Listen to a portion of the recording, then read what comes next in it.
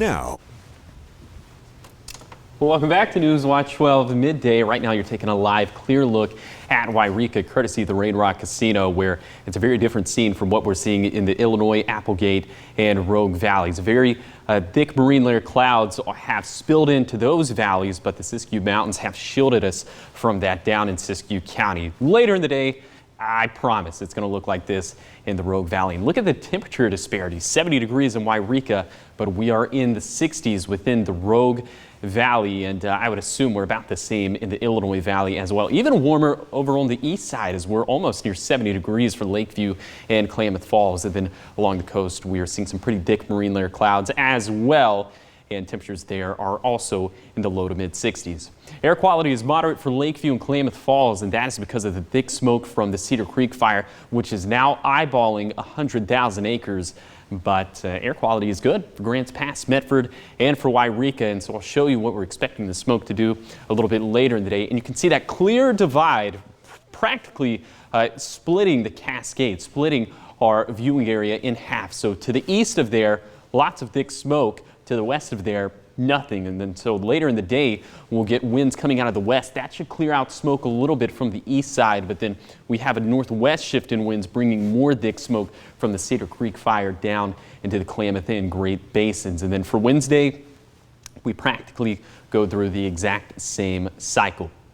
So with that in mind, your hiking planner for today looks excellent in the west side valleys. Really good air quality and temperatures that are very seasonal. In fact, a little bit below seasonal. So get out there, enjoy the crisp air, and also put on the sunscreen because the sun is going to be uninhibited once the clouds break apart. So later in the day, I promise all of these sun icons will come to fruition, especially in the Rogue Valley as some of those marine clouds start to break apart. And that process is already happening. But over on the east side, we're not going to have that good air quality that we're observing to the west of the Cascades. And like you just saw on our smoke forecast, that is because all the thick smoke from the Cedar Creek fire will just pour into the Klamath and Great Basins. But other than that, temperature is feeling phenomenal today.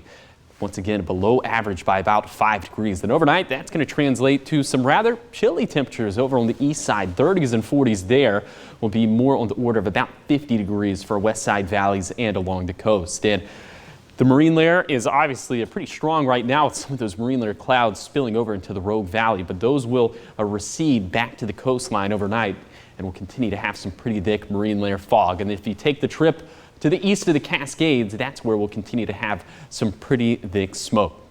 Here's your 3-day forecast for the Klamath Basin, still dealing with some of the smoke for Wednesday, likely dealing with some of it into Thursday as well. Again, we don't really have accurate model data that goes out as far as that, but if containment for the Cedar Creek fire stays at 0%, I think you would probably have to assume that we'd have some smoke into Thursday, but then we have some rain chances into Friday and into the weekend, especially for Saturday and Sunday.